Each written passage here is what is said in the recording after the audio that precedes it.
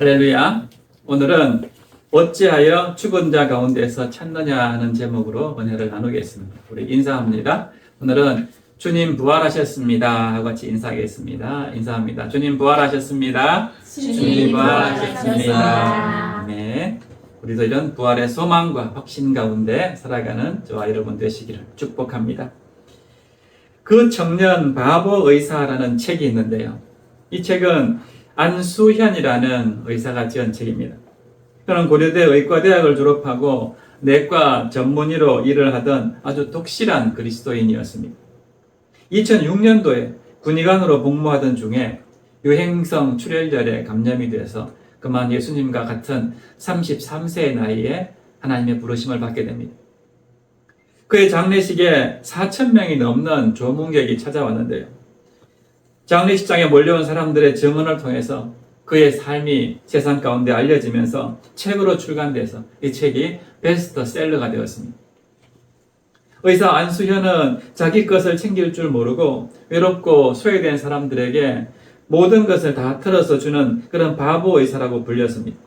돈이 없어 검사받지 못하는 조선족 할아버지의 검사비를 대신 내주고 치료하던 환자가 숨지면은 장례식장에 찾아가서 유족들을 위로해주고 또 환자의 병실을 밤마다 찾아가서 기도해주고 시리에 빠진 환자들에게는 찾아가서 말동무가 되어주고 죽음을 앞둔 환자들과 가족들, 병원 동료들, 구두 닦는 아저씨, 매점 아주머니 등등 만나는 사람마다 복음을 전했다고 합니다. 의학 분업 사태로 동료들이 병원에서 파업할 때는 자기도 동참해야 함에도 불구하고 병원에 출근해서 끝까지 환자들을 돌보았다고 합니다.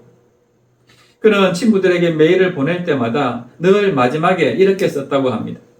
스티그마, 예수의 흔적, 안수현. 이렇게 그는 늘 예수님의 흔적으로 살기를 원했습니다. 그러다 결국 33세 나이에 부르심을 받게 되는데요. 바보 의사 안수현은 그리스도인을 혈관에 비유하면서 이렇게 말하였습니다. 그리스도인들은 의학적으로 혈관이다. 하나님의 능력과 은혜가 그리스도인을 통해서 흐르기 때문이다. 혈관인 그리스도인이 더 많이 나누고 베풀수록 더 많은 생명의 피가 흐르게 된다. 그러면서 자신도 환자들에게 직접 도움이 되고자 하는 마음으로 헌혈을 하고 난 뒤에 일기에다 이렇게 적었다고 합니다. 내 양팔에 남은 주사바늘 자국을 자랑스럽게 바라보면서 불현듯 떠오르는 그림이 있다. 예수님의 양손에 있는 못자국이다. 예수께서 부활하신 후 상처난 손을 사람들에게 보이실 때 얼마나 기쁘셨을까? 내가 너를 위해 내 생명을 주었다. 내가 너를 위해 피를 흘렸다. 나는 병원 생활을 하기 전에 기도 제목을 생명을 전하는 사람이 되고 싶습니다 라고 잡았다. 의사로서 생명을 전하는 사람일 뿐만 아니라 환자나 병원 직원들, 선배들에게 예수 그리스도를 기억하도록 돕는 살아있는 기억 매체가 되기를 늘 소망한다. 부활의 주님께서 내 평생 사는 동안 이 기도에 응답해 주시기를 바란다 하는 일기를 적었다고 합니다. 이런 일기를 남긴 안수현 의사는 자신의 그 고백대로 살다가 하나님의 품에 안겼고 사람들에게 스티그마, 그 예수 부활의 흔적을 고스란히 보여주었습니다. 예수의 흔적을 가지고 있다는 사도 바울처럼 안수현도 우리 마음속에 영원히 잊혀지지 않는 그런 부활의 흔적이 되었습니다. 그렇습니다. 부활은 죽은 자들을 위한 것이 아니라 살아있는 우리에게서 나타나야 합니다. 우리의 삶의 흔적, 즉 스티그마를 통해서 부활의 증거가 보여져야 합니다. 오늘 보는 누가복음 24장은 이제 누가복음 마지막 장인데요. 마지막 대단원의 결론과 같은 말씀인데 소망과 기쁨을 주는 예수님의 부활과 그리고 부활하신 이후의 사역과 승천을 기록을 하고 있습니다. 부활 사건은 십자가 사건과 별개의 사건이 아닙니다. 얼핏 보면 십자가는 죽음이고 부활은 다시 사는 것이니까 뭔가 다른 것처럼 보이지만은 그러나 이 두 사건은 서로 밀접하게 연결된 하나님의 구속 사역에 있어서 결정적인 사건입니다. 특히 오늘 본문은 예수님의 무덤을 찾은 여인들이 천사로부터 예수님의 부활 소식을 듣고 사도들에게 즉시 달려가서 그 소식을 증언하는 내용이 기록되어 있고요. 또 반대로 그 소식을 들은 사도들의 불신적인 반응, 불신앙적인 그런 반응을 대비시켜서 보여주고 있습니다. 본문 5절 말씀 보겠습니다. 여자들이 두려워 얼굴을 땅에 대니 두 사람이 이르되 어찌하여 살아있는 자를 죽은 자 가운데서 찾느냐. 여기서 어찌하여로 번역된 이 헬란 말은 티라는 단어인데요. 이것은 왜라는 그런 뜻이 있습니다. 그러니까 살아있는 사람을 왜 죽은 자의 무덤에서 찾느냐 하는 것입니다. 그래서는 안 된다 하는 것을 강조하고 있는 것입니다. 여기서 우리는 이 질문을 통해서 우리 믿음의 현 주소를 한번 점검해 볼 필요가 있습니다. 아무리 교회 열심히 다니고 봉사를 해도요, 부활하신 예수님에 대한 확신이 없다면, 우리의 신앙이 부활의 신앙이 아니라면 그건 참된 믿음으로 인정받을 수 없습니다. 부활에 대한 믿음이 없기 때문에 도리어 책망들을 뿐입니다. 부활하신 예수님에 대해 확신을 가지는 것은 믿는 자들의 신앙에 있어서 가장 핵심이고 가장 중요한 부분입니다. 그런데 우리의 모습은 어떻습니까? 예수님의 생애와 그 여러 가지 기적과 죽음까지 이것은 다 믿으면서 여전히 예수님이 부활하셨다는 것은 믿지 못하는, 그래서 우리도 부활할 수 없다는 그런 상태에 있지는 않습니까? 우리는 주님께서 3일 만에 부활하셨고 지금은 승천하셔서 하나님 보좌 우편에서 우리를 위해서 기도하고 계신다 하는 이 성경 말씀을 믿어야 합니다. 그리고 반드시 마지막 때가 되면 우리를 최종 구원하기 위해서 이 땅에 다시 오신다는 사실도 믿어야 됩니다. 이런 확신과 소망 가운데 살아야 한다는 것입니다. 그렇지 않으면 오늘 천사로부터 책망들은 이 여인들처럼 살아나신 예수를 죽은 자 가운데서 찾는 그런 어리석은 신앙이 되는 것입니다. 그렇다면 이 천사들이 말한 살아있는 자를 죽은 자 가운데서 찾지 말라고 하는 의미는 무엇이고 또 그 이유는 무엇일까요? 그것은 첫째로 예수님은 죽음의 권세, 그 사망 권세를 깨뜨리고 이기고 부활하셨기 때문입니다. 선교사 리빙스톤이라고 들어봤을 것입니다. 아프리카 이 영혼들을 구원하기 위해서 헌신적인 그런 열정과 노력을 했던 분인데요. 아프리카 영혼들에게 부활의 주님을 전하는 것을 멈추지 않았습니다. 어느 날 추장 아들이 병으로 죽어가고 있었는데 리빙스톤이 고쳐보려고 가전 노력을 하고 애를 썼지만은 가망이 없습니다. 리빙스톤은 죽어가는 추장의 아들을 붙잡고 목숨을 건 기도를 하기 시작했습니다. 그러나 추장은 그 기도하는 리빙스톤을 보면서 당신이 아무리 그렇게 기도할지라도 내 아들은 이미 죽었어 하고 말합니다. 리빙스톤이 보니까 추장의 아들의 숨이 점점 가늘어지고 끊어지고 있었습니다. 그때 리빙스톤이 이렇게 간절하게 기도합니다. 주여, 제 믿음을 보옵소서. 이 사람은 죽은 것이 아니라 주께서 소생케 하심을 믿습니다. 그렇게 간절하게 기도했더니요, 그 아들이 갑자기 몸을 틀더니 일어나 앉더라는 것입니다. 다시 살아난 것입니다. 이것이 리빙스톤 선교 역사의 대단한 동력이 되었다고 합니다. 한 번은 영국의 스댄이라는 기자가 이 리빙스톤을 찾아갔습니다. 4개월이 가깝도록 리빙스톤의 생활을 추적하고 그가 만나는 사람들을 함께 만나보았는데 그 후에 이 기자는 그리스도인으로 변화가 되었습니다. 사람들이 스댄 기자가 변화된 모습을 보고는 리빙스톤에게 전도받았냐라고 물어봤습니다. 그러자 스댄은 이렇게 말했습니다. 우리가 리빙스톤에 대한 오해가 많습니다. 리빙스톤은 영국에서 뿐만 아니고 주변 선교사들조차도 그를 시기하고 질투했습니다. 그의 도움을 받은 사람들조차도 배신했기 때문에 리빙스톤은 엄청난 코너에 몰려 있었습니다. 그런데 그를 지켜보면서 놀라웠던 사실은 그 어려운 상황과 고난을 참고 인내하고 있더라는 것입니다. 그런데 자기가 보니까 그것은 단순히 인간적인 참음과 인내가 아니었더라는 것입니다. 사망까지도 이겨내는 부활신앙이 그에게 있었다는 것을 자기가 보았다는 것입니다.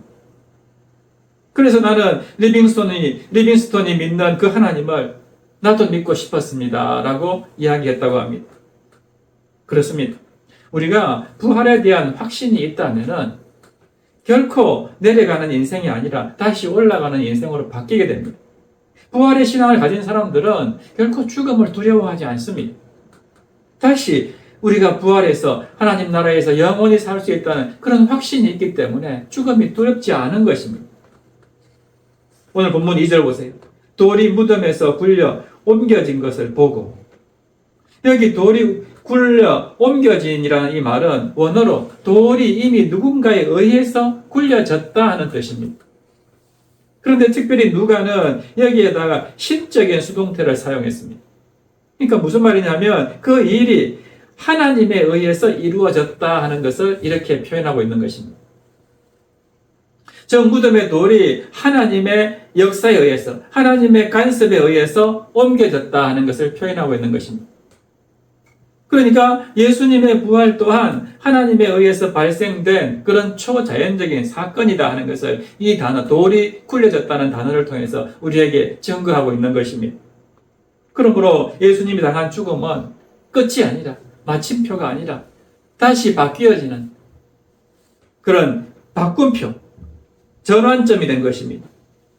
죽음이 끝이 아니라 그 죽음에서 다시 부활로 바꾸어지신 것입니다. 왜 주님은 부활의 현장인 무덤에 찾아온 자들을 만나지 않으셨을까요? 당신을 찾아오신 그 무덤으로 찾아온 여인들을 왜 그 자리에서 만나주지 않으셨을까요? 그것은 바로 부활은 이런 죽음의 무덤과는 아무 상관이 없다는 것을 보여주는 것입니다. 사망 권세조차도 예수님을 그 무덤 가운데 가두어 둘 수 없다 하는 것을 보여주는 것입니다.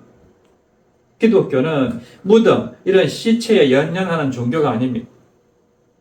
시신의 향유나 바르면서 지난 일을 회고하는 그런 무기력한 종교가 아닙니다. 그러므로 우리 그리스도인들은 그 무덤을 여시고 사망 권세를 깨뜨리고 부활하신 그 예수님을 만방에 전하는 그런 삶을 살아야 하는 것입니다. 지금도 살아계시는 예수님을 죽은 자 가운데서 찾는 그런 어리석은 자가 되어서는 안 된다는 것입니다. 두 번째로 우리가 살아있는 자를 죽은 자 가운데서 찾지 말아야 하는 이유는요. 예수님은 성경에서 말씀하신 대로 그대로 다시 부활하셨기 때문입니다. 성 소피아 교회에 소장되어 있는 보고서를요, 가이드 포스트에서 소개한 적이 있었는데요. 그 제목은 예수의 체포와 신문 및 처형에 관하여 가이사에게 보낸 빌라도의 보고서라는 내용입니다. 로마 황제 티베루스에게 보낸 빌라도 총독의 보고서인데요. 여기서 보면 중요한 증거를 전하고 있습니다. 보고서가 이렇게 시작됩니다. 각하께 문안드립니다. 제가 다스리는 지역에서 최근 수년 동안에 일어난 사건은 나라의 운명까지도 변하게 할지도 모르는 일이기에 각하께 소상히 알려드리고자 합니다. 라고 이렇게 시작을 하는데요. 이어서 빌라도가 이렇게 말합니다. 원치 않았지만 폭동이 무서워서 희생양으로 예수라는 청년을 십자가에 처형했습니다. 그리고 다 끝난 줄 알았는데 더 큰 혼란에 빠지게 되었습니다. 그 이유는 예수가 부활했기 때문입니다. 무덤은 비었고 제자들은 용기를 내서 예수가 부활했다고 전파하고 있습니다. 예수의 생애는 마치 진흙이 투기장의 손에 있듯이 모든 것이 그의 손에 있음을 증명해주고 있습니다. 따라서 그의 주장이 사실일 수밖에 없다고 감히 말씀을 드립니다. 십자가 옆에서 말커스가 말한 것처럼 이 사람은 하나님의 아들이었다고 말하고 싶습니다. 각하, 이것은 제가 할 수 있는 한 사실대로 기록한 것입니다. 저는 각하의 가장 충실한 신하입니다. 본디오 빌라도. 이런 내용의 보고서입니다. 그렇습니다. 굳이 이런 보고서가 아니더라도 성경에는 분명하게 예수님께서 말씀하신 대로 사흘 만에 부활하셨다라고 기록을 하고 있습니다. 엄연한 역사적인 사실입니다. 철학적으로, 추상적으로, 심리학적으로 그것을 설명할 사건이 아닙니다. 도덕적으로 해명할 그런 문제도 아닙니다. 부활은 분명한 실제 일어났던 역사적인 사실이었습니다. 얼마나 많은 사람들이 부활의 증인이 되었습니까? 예수님은 살아생전에 3일 만에 다시 살아나실 것을 분명하게 예언하셨고 그렇게 예언하신 그대로 3일 만에 부활하셨다는 것을 믿으시기 바랍니다. 본문 6절 말씀 보세요. 여기 계시지 않고 살아나셨느니라. 갈릴리에 계실 때에 너희에게 어떻게 말씀하셨는지를 기억하라. 갈릴리에 계실 때 어떻게 말씀하셨습니까? 그 7절에 그대로 나옵니다. 인자가 죄인의 손에 넘겨져 십자가에 못 박히고 제3일에 다시 살아나야 하리라 하고 말씀하셨습니다. 이 예언의 말씀 그대로 예수님께서 다시 살아나셨다 하는 것입니다.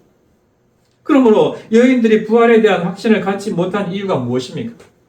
왜 살아난 자를 죽은 자 가운데서 찾은 이유가 무엇입니까? 이 말씀에 대한 확신이 없었기 때문입니다. 예수님이 분명히 살아생전에 이 말씀을 하셨는데 이 말씀이 전혀 기억이 나지 않는 것입니다. 그러니까 확신이 없는 거죠. 지금도 그 무덤에 있는 줄 알고 찾아간 것이죠. 믿음이 아무리 좋은 성도라도 하나님의 말씀을 잊어버리면 그거는 불신자나 다름이 없습니다.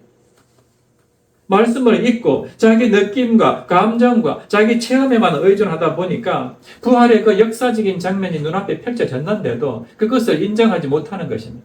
받아들이지를 못합니다. 그래서 근심하고 두려워했습니다. 가장 기뻐하고 찬양해야 할 그 순간에 울고 있었습니다. 그래서 천사들은 예수께서 하신 말씀을 기억하라. 갈릴리에 계실 때에 너희에게 어떻게 말씀하셨는지를 기억하라 라고 말씀하고 있는 것입니다. 여러분, 우리의 느낌이나 생각보다 더 중요한 것은 이 기록된 하나님의 말씀입니다. 상황보다도 더 중요한 것은 예수님께서 하신 말씀입니다. 결국 여자들이 예수님이 무슨 말씀을 하셨는가, 갈릴리에서 무슨 말씀을 하셨는가 곰곰이 생각을 해보니까 기억이 났습니다. 누가복음 9장 22절 보세요. 이르시되 인자가 많은 고난을 받고 장로들과 대제사장들과 서기관들에게 버림받아 죽임을 당하고 제3일에 살아나야 하리라 하시고. 누가복음 9장에서 갈릴리에 계실 때 이런 말씀하셨다는 것이 생각이 난 것이죠. 기억이 난 것입니다. 그러니까 이제 어떻게 됩니까? 이 말씀 그대로 살아나셨구나. 정말 부활하셨구나.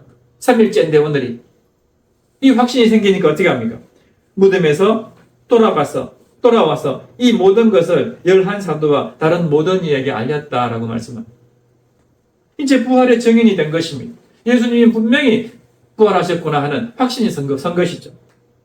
그러므로 우리에게 중요한 것은 무엇입니까? 환상이나 체험이나 어떤 기적이 아닙니다. 말씀을 기억하는 게 중요합니다. 성경 말씀대로 모든 것이 다 이루어진다는 것을 믿는 것이 중요합니다. 그래 말씀을 들을 때에 그거를 우리가 보고 묵상할 때에 내 마음에 믿음이 생기고 그 믿음이 이제 확신과 소망 가운데로 나아가게 만들어준다는 것입니다. 그런가 하면 또 한 가지 우리가 살아있는 자를 죽은 자 가운데에서 찾지 말아야 하는 이유는요.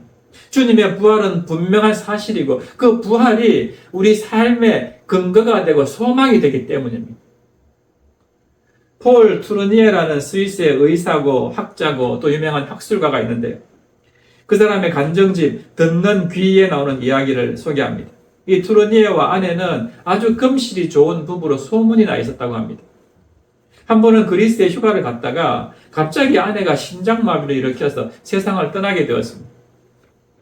죽기 직전에 아내는 평화로운 미소를 띠면서 남편을 쳐다보고 이렇게 말합니다.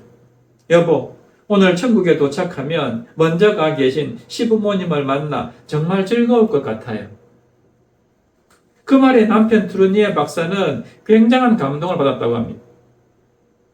아내가 죽음을 마치 기차를 타고 제네바에 다시 돌아가는 것처럼 태연하게 받아들이는 모습을 보고 부활이요 생명 되시는 예수님을 진정으로 체험할 수 있었다고 합니다.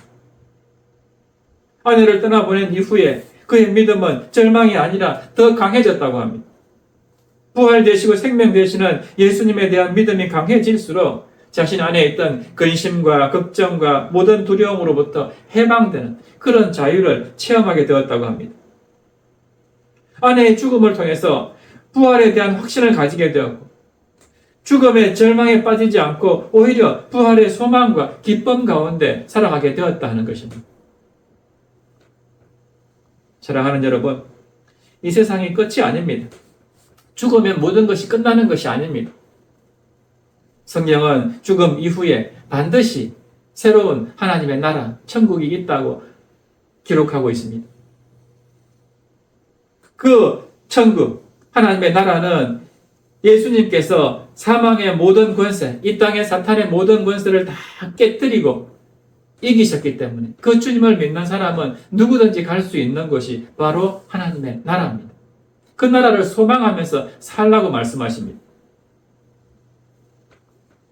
그렇게 부활승천하신 주님은 반드시 다시 오셔서 이 땅을 심판하시고 우리를 당신의 나라, 그 영원한 나라로 영접하실 것입니다. 요한복음 14장 2절과 3절 말씀 보세요. 내 아버지 집에 거할 곳이 많도다. 그렇지 아니하면 너희에게 일렀으리라. 내가 너희를 위하여 거처를 예비하러 가노니 가서 너희를 위하여 거처를 예비하면 내가 다시 와서 너희를 내게로 영접하여 나 있는 곳에 너희도 있게 하리라. 아멘. 주님의 이 분명한 약속의 말씀을 믿으시기 바랍니다. 내가 다시 와서 내가 있는 곳에 너희를 영접해서 같이 있게 할 것이다.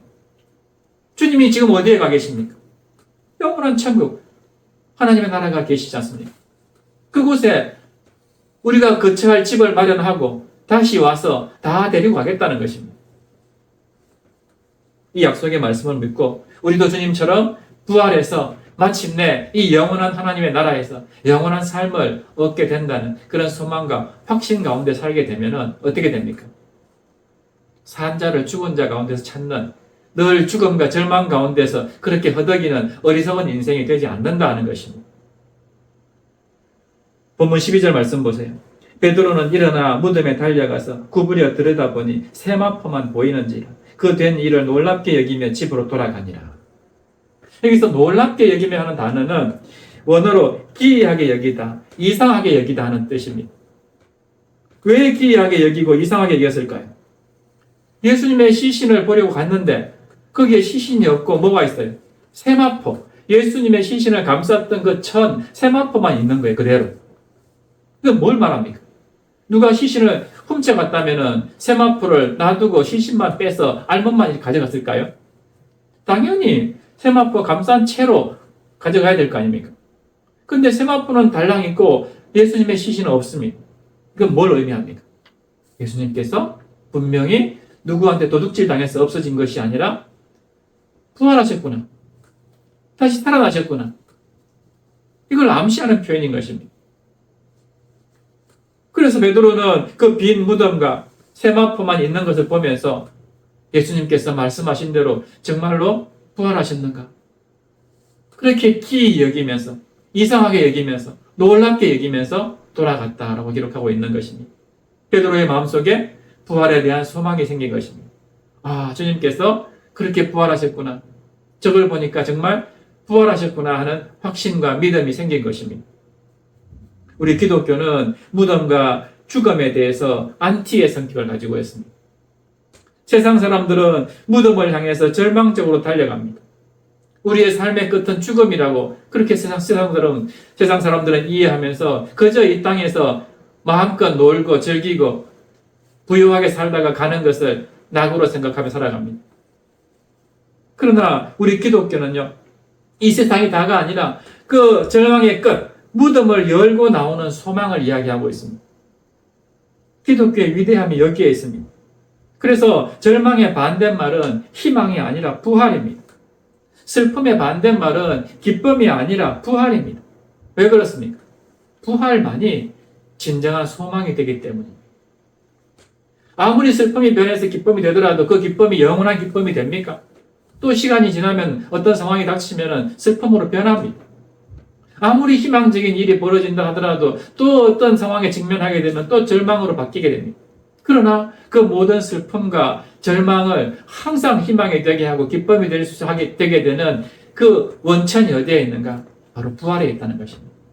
우리가 부활해서 영원한 하나님 나라 가게 되면 그곳에는 고통도 없고 아픔도 없고 질병도 없고 늘 기쁨과 찬양과 하나님을 향한 그런 놀라운 승리의 노래만 있다는 것이 성경의 기록 아닙니까? 국민일보 계좌시에 실린 이야기입니다. 마을에 꽃 파는 할머니가 계셨는데 외롭게 혼자 살았습니다. 그러나 얼굴에서 웃음이 떠나지 않습니다. 그래서 사람들이 물었습니다. 할머니, 항상 웃으시는 이유가 무엇입니까? 그러자 할머니가 이렇게 대답합니다. 왜 난들 괴로움이 없겠소? 웃을 수 있는 것은 예수를 믿기 때문입니다. 예수님께서 3일 만에 부활하셨기 때문에 나도 고통이 올 때마다 3일만 참자. 3일만 기다리자. 이렇게 내 자신한테 다짐하고 말한다고. 그렇게 3일만 기다리면은 진짜로 고통이 지나가고 내 얼굴에 다시 기쁨이 찾아오는 것을 나는 늘 경험한다. 사랑하는 여러분, 우리 삶의 한 목판에서 이런 부활의 간증과 체험이 나타나야 합니다. 산 자를 죽은 자 가운데에서 찾는 그런 어리석은 자가 되어서는 안 됩니다. 기독교는 부활의 종교입니다. 죽음과 죽음의 종교, 다른 사람들처럼 죽음에서 뭘 찾으려고 하는 그런 종교가 아닙니다. 우리에게 계속해서 염려와 걱정과 두려움이 있는 이유는 바로 이런 부활의 소망이 없기 때문입니다. 내가 사는 이 땅이 다 마지막이고 끝이라고 생각하기 때문에 이제 병에 걸리고 어려움에 직면하게 되면은 그만 걱정이 생기고 두려움이 생기고 내가 이렇게 죽으면 어떻게 하나 하는, 나머지 살아있는 내 가족들은 누가 책임지나 하는 그런 여러 가지 걱정에 휩싸이는 것이죠. 부활하신 주님은 지금도 살아계셔서 늘 우리와 함께 하시고 다시 오셔서 우리를 영접해서 나 있는 곳에 너희도 있게 하리라, 이렇게 약속하셨습니다. 그러므로 죽은 자의 무덤이 아니라 살아있는 우리 삶의 현장에서 우리가 부활의 흔적, 스티그마를 드러낼 줄 알아야 됩니다. 말씀 속에서, 그 주님의 약속의 말씀 속에서 주님을 만나고 찾을 줄 알아야 됩니다. 그리고 우리에게 소망 주시는 그 부활의 주님을 만나서 항상 승리하는 복된 성도들 다 되시기를 주님의 이름으로 축원합니다. 자, 이 시간 그래서 우리 함께 찬양할 텐데요. 그 주님의 사랑을 기억하면서 찬양하기를 원합니다. 그 놀라운 주님의 사랑에 매여서, 정말 찬양 가사에 나오는 것처럼 오직 주의 사랑에 매여서 내 영이 기뻐 노래합니다. 주님께서 주신 그 모든 은혜, 말로 다 표현할 수 없어서 오직 즐겁게 주님을 따르고 내 삶을 다 주님께 드리겠습니다 하는 고백을 담아서 함께 찬양하고 기도하겠습니다.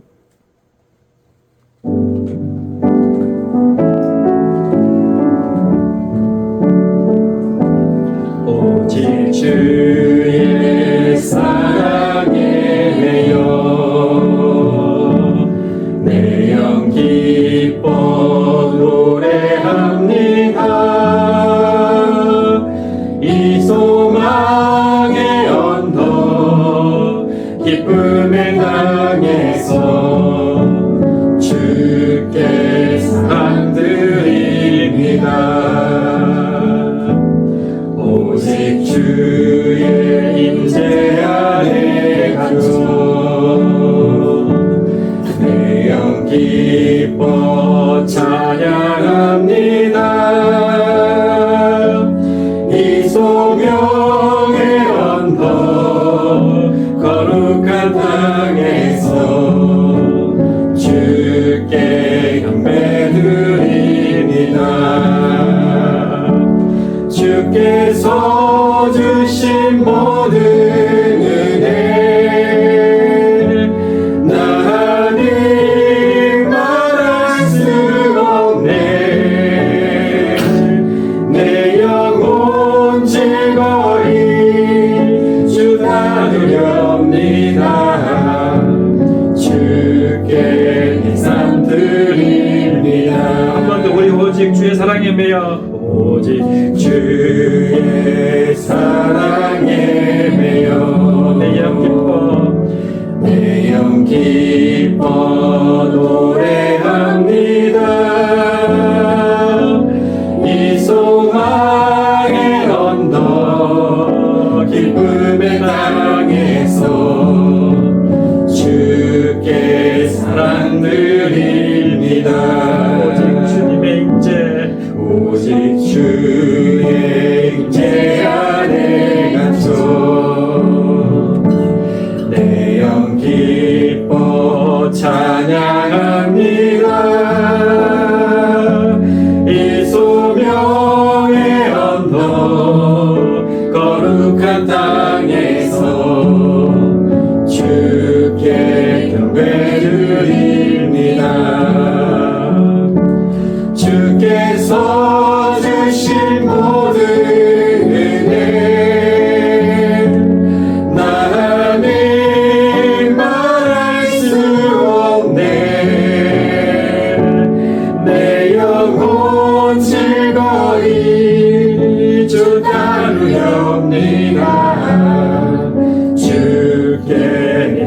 삶 드립니다. 주께 내 삶 드립니다. 주께 내 삶 드립니다. 아멘. 이 시간 우리 함께 기도했으면 좋겠습니다. 어찌하여 살아있는 자를 죽은 자 가운데서 찾느냐 말씀하신 주님, 날마다 우리 삶의 현장에서 부활의 그 흔적을 나타내는 저희들 되기를 원합니다. 주님 주신 말씀 붙잡고 날마다 부활의 소망 가운데 살아가는 저희들 되기를 원합니다. 우리 이런 마음으로 주님 이름 한번 부르시고 기도합니다. 주여, 살아계신 하나님 아버지, 그렇습니다. 어찌하여 산 자를 죽은 자 가운데서 찾느냐, 그런 어리석은 자가 되지 않기를 원합니다. 분명히 주님은 말씀하신 대로 3일 만에 부활하셨고 그 부활의 확신 가운데 거하기를 원하십니다.